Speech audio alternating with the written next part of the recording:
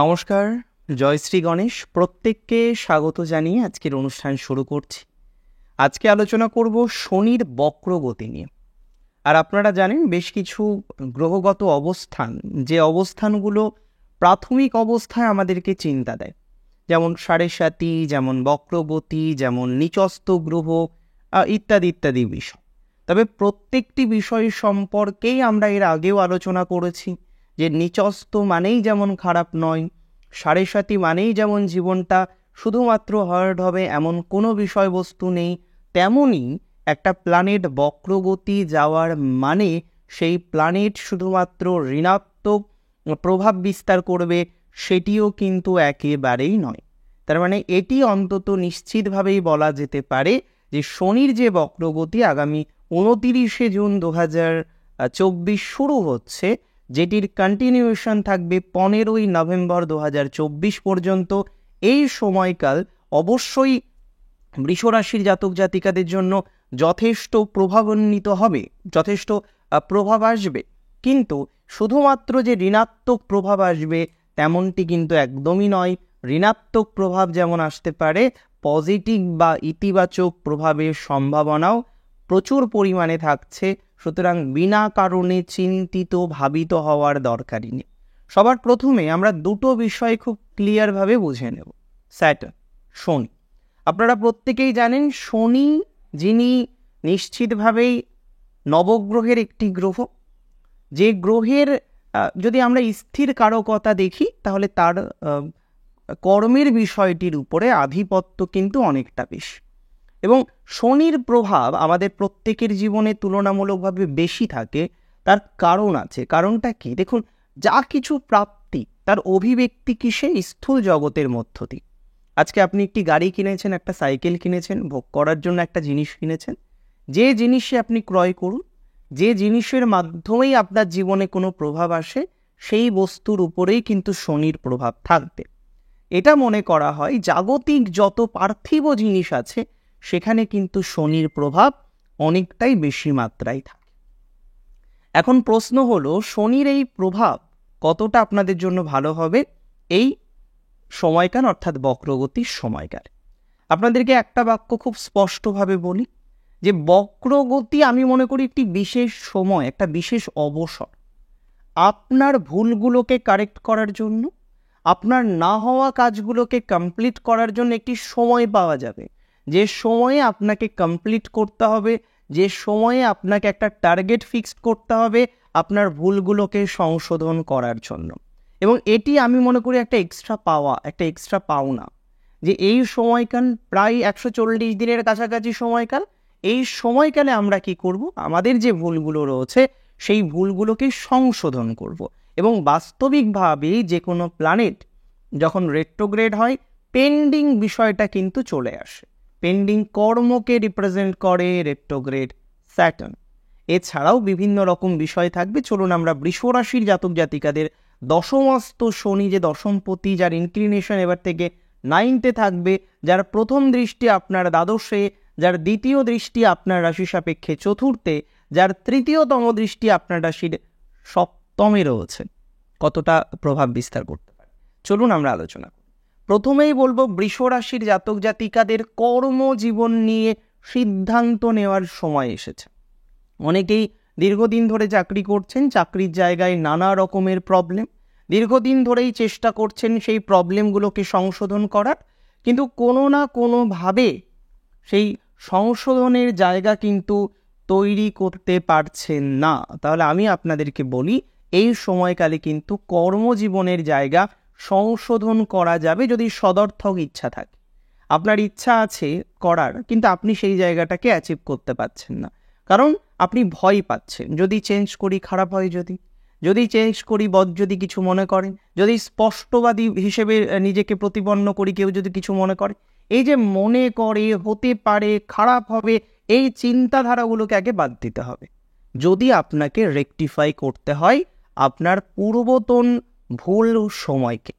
আমি মনে করি বৃষরাশির জাতক জাতিকাদের এই সময়ে যারা চাকরি করেন, অফিসিয়াল জব করেন, গভর্নমেন্ট জব করেন, আইটি সেক্টরে জব করেন, অ্যাকাউন্টস রিলেটেড বিষয়ের সাথে সংযুক্ত রয়েছেন, মেডিকেল সেক্টরে রয়েছেন, যে সেক্টরেই থাকুন না কেন, যে ধরনেরই বিষয় হোক না কেন, যদি জব রিলেটেড বিষয় হয়, যে জবে বর্তমানে প্রবলেম রয়েছে, নক্ষত্র যদি কৃত্তিকা বা রোহিণী হয়ে থাকে, পরিবর্তন করাটা বাঞ্ছনীয়। এর আগে কিন্তু পরিবর্তন করতে আমি বৃষ রাশির বারণ করেছিলাম, কিন্তু এই সময়টিকে কিন্তু আমি পরিবর্তন করতে বলবো, সদর্থকভাবে বা ইতিবাচকভাবে পরিবর্তন করতে বলবো। কারণ এখনও যদি আপনি আপনার ভুলটাকে কারেক্ট না করেন, আগামী 5 বছর, 10 বছর, 3 বছর, 2 বছর এইভাবে স্টাক হয়ে থাকতে হবে, যেখানে আপনি যেভাবে ডেভেলপমেন্ট পাচ্ছেন না, অন্য কেউ ডেভেলপমেন্ট পাচ্ছে, আপনার উন্নতি হচ্ছে না, আপনার উন্নতির ক্ষেত্রে একটা বাধা বারংবার বারংবার আসছে।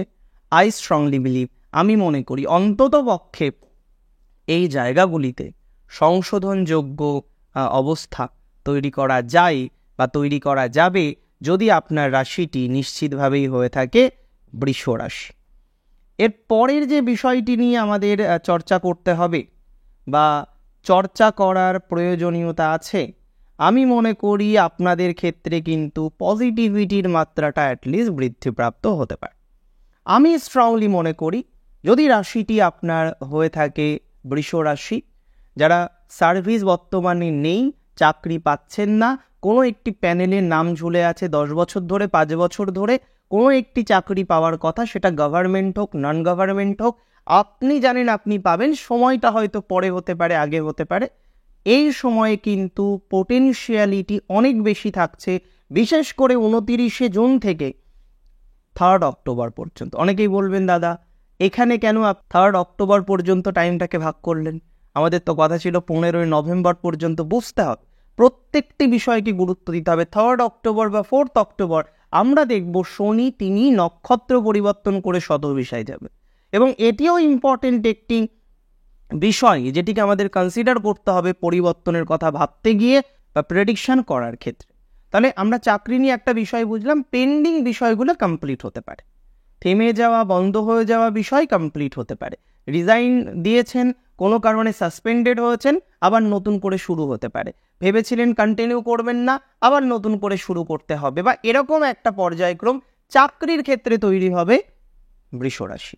তবে শুধু চাকরির ক্ষেত্রে বিষয়টিকে সীমাবদ্ধ করা যায় না, কেননা আমরা দেখতে পারবো বন্ধ হয়ে যাওয়া ব্যবসা, যে ব্যবসা দেনার দায়ে প্রায় ডুবে গেছে, যে ব্যবসায় বর্তমানে আপনি কোনো লাভের অগ্রপশ্চাৎ জায়গা দেখতে পাচ্ছেন, মানে লাভ যে হবে সেই লাভটা কিভাবে হবে এটি আপনি বুঝতে পারছেন না, কেননা আপনার লাভের জায়গাটা একেবারে ডিস্টার্বড, কেননা আপনি বুঝতে পাচ্ছেন যে লাভের তেমন ভাইবসই নেই, কেননা আপনি বুঝতে পাচ্ছেন যে যেভাবে কন্টিনিউশনটা হচ্ছে অন্তত এই পরিস্থিতিতে দাঁড়িয়ে প্রচুর পরিমাণে ব্যবসাটা চলতে পারে না, তাই বন্ধ করে দিয়েছিলেন। এই ধরনের বিষয়বস্তু শুরু হবে মৃগশিরার এবং রোহিণীর। কৃত্তিকার কিন্তু নতুন ব্যবসা বা বন্ধ হয়ে যাওয়া ব্যবসা শুরু করার ক্ষেত্রে 3rd অক্টোবরের পরেই ভাইব্রেশন ভালো, তার আগের ভাইব্রেশন কিন্তু না, কৃত্তিকার অতটা ভালো জায়গায় নেই যতটা মৃগশিরার আছে, যতটা রোহিণীর আছে। আচ্ছা, এর পরের যে বিষয়টি নিয়ে আমরা আলোচনা করতে পারবো সেটি হলো যদি রাশিটি আপনার হয়ে থাকে বৃষ, ট্রিমেন্ডাস পজিটিভিটি আমরা পেতে পারি, tremendous positivity that we can achieve, that we can get. কোন ক্ষেত্রে আমরা ট্রিমেন্ডাস পজিটিভিটি পেতে পারি? সেটি হলো যারা ব্যবসায় দেনার দায়ে জর্জরিত হয়েছেন, কেউ ফাঁকি মেরেছে, বা কোনো একটা ক্ষেত্রে আপনি দেখলেন আপনার যে পার্টনার ছিলেন, আপনার যিনি অংশীদারি ছিলেন, সেই সমস্যাটাকে ক্রিয়েট করেছে। আমি মনে করি যাদের অংশীদারিতে এত সমস্যা, যাদের অংশীদারিকে কেন্দ্র করে এত প্রবলেম, তাদের ক্ষেত্রে পজিটিভিটির মাত্রাটা কিন্তু বৃদ্ধিপ্রাপ্ত হবে, তাদের ক্ষেত্রেও ধনাত্মক ভাইবস কিন্তু বৃদ্ধিপ্রাপ্ত হবে। অ্যাজ এ রেজাল্ট লক্ষ্য করা যাবে বা লক্ষ্য করা যায় আপনাদের যাদের এই ধরনের সমস্যাগুলো আছে, টাকার দায়ে ব্যবসাটা এগোতে পারছেন না, টাকার দায়ে বন্ধ ব্যবসাটা শুরু করতে পারছেন না, প্রচুর পরিমাণে দেনা আছে, এবং শুধু আপনার দেনা নয় আপনিও টাকা পান, এটা নয় আপনিই শুধু দেনা করে বসে আছেন, আপনার দেনা হওয়ার অন্যতম কারণ হলো আপনি যাদের কাছে পান তারা আপনাকে শোধ করেনি। সো স্বাভাবিক আপনি শোধ করতে পারেননি, আপনি বিষয়টাকে নিয়ে পজিটিভ জায়গা তৈরি করতে পারেননি। আমি মনে করি যারা এই ধরনের সমস্যায় আছে due to retro Saturn, Saturn retro নিয়ে অনেকে অনেক কথা বলবেন, প্রত্যেকের কথাকেই গুরুত্ব দিয়ে আমি বলি যে এই সময়ে পেন্ডিং কিছু কাজ কিন্তু কমপ্লিট করতে পারবেন যদি আপনার ইতিবাচক বা সদর্থক ইচ্ছাটা থাকে। যদি থাকে গুড, যদি না থাকে তাহলে কিন্তু হবে না। ফার্দার আমরা ডিসকাস করব এবং সেক্ষেত্রে অবশ্যই আমাদের আলোচনা থাকবে স্বনিয়ন্ত্রিত পেশা। তারপরে আমরা কয়েকটি বিষয়কে গুরুত্ব দেব, যেমন এই সঞ্চার আপনার ম্যারিটাল লাইফের ক্ষেত্রে যথেষ্ট পরিমাণে প্রভাব বিস্তার করবে। দেখুন, সেলফ প্রফেশনের ক্ষেত্রেও বিভিন্ন ডিভিশন আছে। যাদের সম্পূর্ণ স্বনিয়ন্ত্রিত পেশা, আপনি কাউন্সিলিং করেন, আপনি কনসালটেন্সি করেন, আপনি যাই করেন, আপনি আপনার উপরেই ডিপেন্ডেন্ট। এখানে এই নয় আপনাকে একটা জিনিস প্রোডাক্ট সেল করতে হয়, সেখান থেকে আপনি কমিশন পান। আপনি টোটালি আপনার পার্সোনাল বিষয়টাকে নিয়ন্ত্রণ করেন, মেনটেন করেন। এই ধরনের ক্ষেত্রে এই সঞ্চার দারুণ প্রভাব দেবে। কোনো কোনো ক্ষেত্রে আমরা লক্ষ্য করতে পারবো এই সঞ্চারের প্রভাবে আপনাদের স্বনিয়ন্ত্রিত পেশার ক্ষেত্রে কিন্তু একটা রিনোভেশন হতে পারে, একটা রিফর্মেশন হতে পারে, যেটা মেষের ক্ষেত্রেও সম্ভব। যেহেতু 10th and 9th combination Saturn করবে, সো কোথাও যেন গিয়ে এই পরিবর্তন, reformation, something new, something change করা, অবস্থান চেঞ্জ করা বা গতি চেঞ্জ করা, পরিকল্পনা চেঞ্জ করা, স্ট্র্যাটেজি চেঞ্জ করা, এই যে বিষয়বস্তুগুলো আছে এটা কিন্তু বাস্তবিকভাবে সম্ভব যদি আপনার রাশিটি নিশ্চিতভাবেই হয়ে থাকে বৃষ রাশি।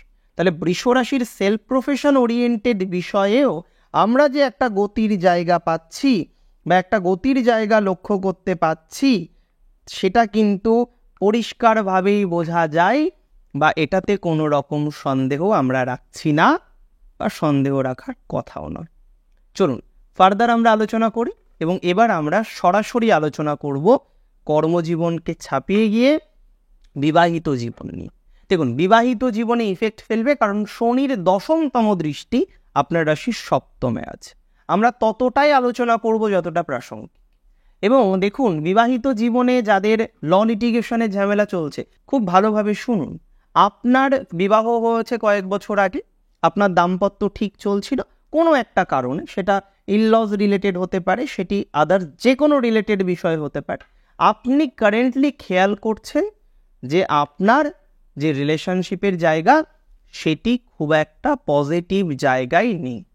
আপনি খেয়াল করছেন আপনার দাম্পত্যের জায়গায় নানা রকমের ডিস্টারবেন্স।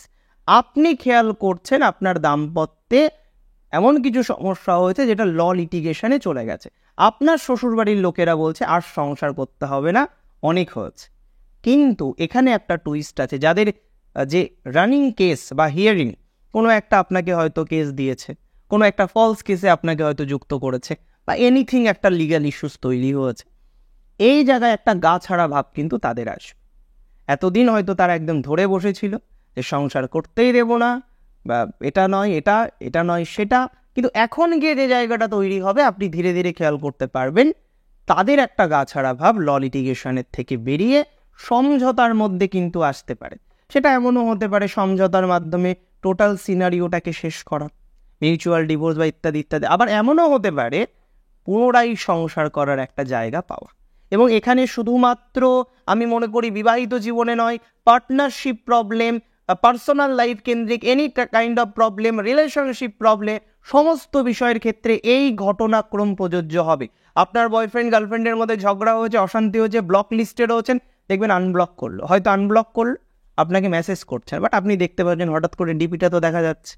তো বেসিক বিষয় হলো এটা, যে রাগ, যে অভিমান, যে স্ব-অভিমান আপনার প্রতি তৈরি হয়েছিল, সেই রাগের জায়গা, সেই ক্রোধের জায়গা, সেই অশান্তির জায়গা, সেই অসন্তোষের জায়গা যে পার্টনার আপনার প্রতি তৈরি করে ফেলেছিলেন, সেটা কিন্তু রিভাইভ করবে এবং কোথাও যেন গিয়ে পুনরায় একটা সেকেন্ড চান্স পাওয়া যাবে। যদিও জীবনে সব কিছুতে আমরা সেকেন্ড চান্স পাই না, কিন্তু আজকে যে যে বিষয়গুলো নিয়ে আমরা চর্চা করলাম, যার মধ্যে অবশ্যই আমাদের কর্মজীবন ফার্স্ট ছিল, সেকেন্ড ছিল রিলেশনশিপ, থার্ড ছিল পার্সোনাল লাইফ অ্যান্ড দাম্পত্য জীবন, এবং ফোর্থ আরেকটা বিষয় আছে, দ্যাট ইজ এডুকেশন। নাও আপনি আমাকে জিজ্ঞাসা করতেই পারেন যে এত কিছু হলো, সবই বুঝতে পারলাম, হোয়াই এডুকেশন? আমি বলবো হোয়াই নট। কারণ শনির 7তম দৃষ্টি আপনার রাশির 4র্থে যে আছে, তার মানে এখানে এডুকেশনের ক্ষেত্রেও রিভাইভ করতে পারবেন। কেমন? আপনি একটা এক্সামিনেশন দিয়েছেন, দেখলেন এক্সামিনেশনের নানা রকম জটিলতা হয়েছে, অনেক রকম লিগাল ইনলিগাল বিষয়বস্তু আছে, আপনি আপনার স্যাটিসফ্যাক্টরি জায়গাটা পাননি। এর আপনি ভাবছেন কি আরেক বছর থাকবো, সামনের বছর পরীক্ষা দেবো। দেখুন, অনেক ক্ষেত্রে আমরা দেখব সেকেন্ড চান্স পাওয়া যাবে, আবার অনেক ক্ষেত্রে এমনও হতে পারে, I never mean to say যে সেকেন্ড চান্স পার্টিকুলার ওই এক্সামিনেশনেই পাওয়া যাবে। আমি এটা বলতে চাইছি যে আপনি হয়তো অন্য কোনো এক্সামিনেশন দিয়েছিলেন সাথে সাথে, সেটাতে হয়তো আপনার র্যাঙ্ক আসলো। আবার এমনও হতে পারে যে আপনি পুনরায় একটা বছর থাকলেন, পরের বছর আপনার এই জায়গাটা কমপ্লিট হলো, যদি বাচ্চাটা আপনার পারমিট করে। এটা কেন হবে না, হতেই পারে। মূল কথা, এডুকেশনের ক্ষেত্রে এখনই সব শেষ নয়। এডুকেশনের ক্ষেত্রে একটা নতুন শুরু করা যায়, যেটা উচ্চশিক্ষা, প্রফেশনাল ডিগ্রি বা ইত্যাদি বিষয়ের সাথে সংযুক্ত। সেখানেও আপনার গ্রোথ বা অপরচুনিটি, তার সংযোগ কিন্তু দেখতে পাচ্ছি, যদি রাশিটি আপনার নিশ্চিতভাবে হয়ে থাকে বৃষ রাশি। দেখুন, আজকের অনুষ্ঠান মূলত এই কয়েকটি বিষয়ের মধ্যেই সীমাবদ্ধ রাখতে হবে, কারণ একটা প্ল্যানেট মাল্টিপল বিষয়ে সবসময় ইফেক্ট দেন না। তার নির্দিষ্টভাবে অবস্থান, যেটা 10th-এ, তার নির্দিষ্ট কিছু অ্যাসপেক্ট, যেটা অবশ্যই দ্বাদশে, চতুর্থে, সপ্তমে, তার উপরে ডিপেন্ড করে আমরা কিছু প্রেডিকশন রাখলাম। বিদেশের ক্ষেত্রেও এই সংযোগ কিছু রিনোভেশন, কিছু রেকটিফিকেশন করতে পারে। তবে বিদেশ যাওয়ার ক্ষেত্রে যে কোনো মধ্যস্থতাকারীকে অর্থনৈতিক লেনদেন করার ক্ষেত্রে সাবধান, কিন্তু কারণ এখানে কিন্তু সেকেন্ড চান্স পাওয়া যাবে না। অনেক ভালো থাকুন আপনারা প্রত্যেকে, অনেক বেশি সুস্থ থাকুন। শ্রী গণেশ আছেন, তিনি অবশ্যই কল্যাণ করবেন আমাদের প্রত্যেকের। জয় শ্রী গণেশ।